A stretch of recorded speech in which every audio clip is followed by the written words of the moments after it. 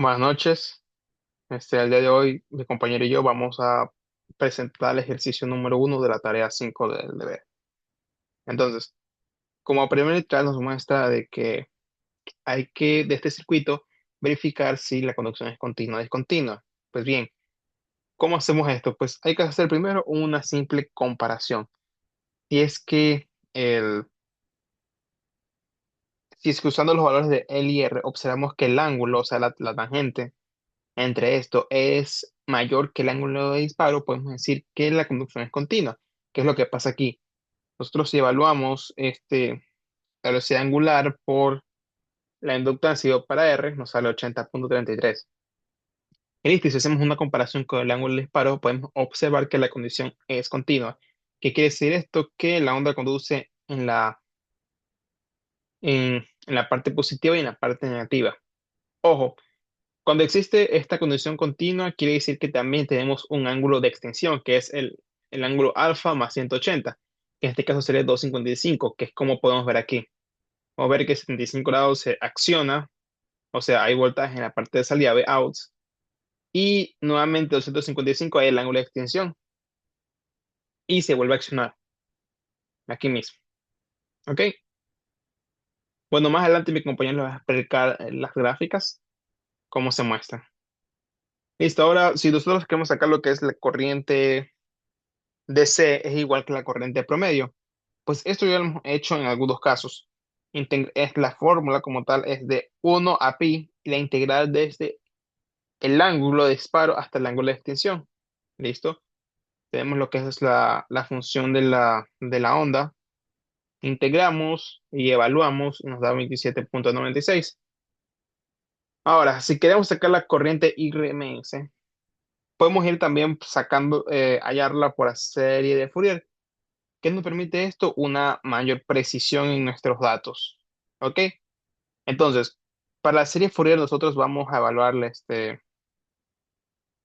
vamos a evaluar, por ejemplo, los que son las iteraciones pares. Por ejemplo, en este caso serían 2, 4 y 6.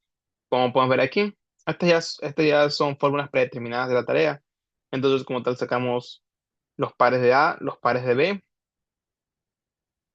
para poder hallar el voltaje promedio. Listo.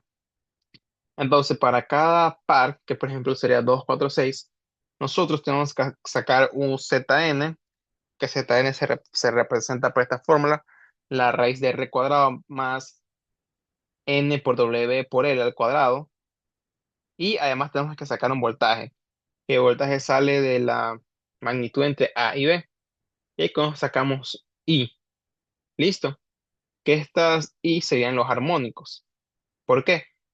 Porque si nosotros vemos cómo sería la fórmula final de la corriente, es la corriente inicial de partida, o sea, la corriente de voltaje promedio que obtenimos anteriormente, dividido para R, la resistencia. ¿Por qué? Porque el Zn, si nosotros vemos aquí, en la opción cero, N será cero, por ende solo existiría R. ¿Listo? Entonces tenemos la opción principal, el resto serían como armónicos. Esto sirve para aumentar la precisión, como ya lo había mencionado anteriormente. ¿Listo? A continuación, mi compañero. Bueno, para literales nos piden diseñar un circuito de disparo para el rectificador.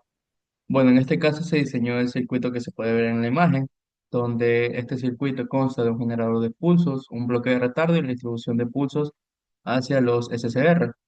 Y este retardo crea un ángulo de disparo de alfa igual a 75 grados y los pulsos se envían a los SCR en la secuencia de TH1, TH2 en semiciclo positivo y TH3 a TH4 en el semiciclo negativo, donde esto garantizaría un control en el voltaje de salida. Para el literal F, nos piden bosquejar el voltaje ánodo cátodo del director TH3, asumiendo que no le llegó una señal de disparo al TH2, al director TH2. Bueno, en este caso sabemos que TH2 no conduce precisamente porque no recibe el pulso, perdón. Y dado que el puente necesita dos tristores opuestos para cerrar el circuito, TH3 en este caso no conduciría en el semiciclo positivo, sino que directamente se activaría en el semiciclo negativo. Para el literal G, nos piden bosquejar el voltaje anodo cátodo del tensor del TH3, asumiendo que TH1 y TH4 son reemplazados por diodos. Bueno, ¿qué pasa en este caso cuando TH1 y TH4 son reemplazados por diodos? Bueno, el puente deja de ser totalmente controlado, precisamente por esto solo se comportaría como un rectificador de media onda.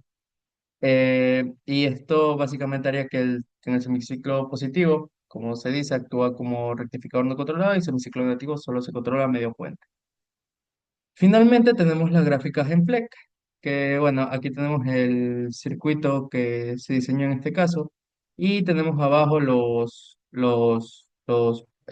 gráficas del voltaje corriente, del voltaje cánodo cátodo del TH3 y TH4.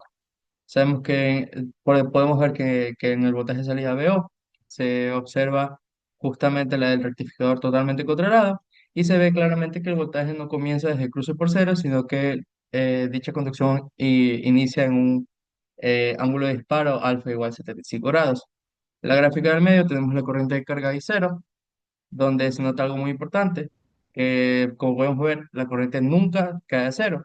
Y esto confirma que en este circuito la conducción es continua, dado a justamente la parte de inductiva. Y finalmente tenemos en la gráfica inferior, tenemos los voltajes ánodo cátodo TH3 y TH4, donde la curva azul corresponde a TH3 y la curva roja a TH4.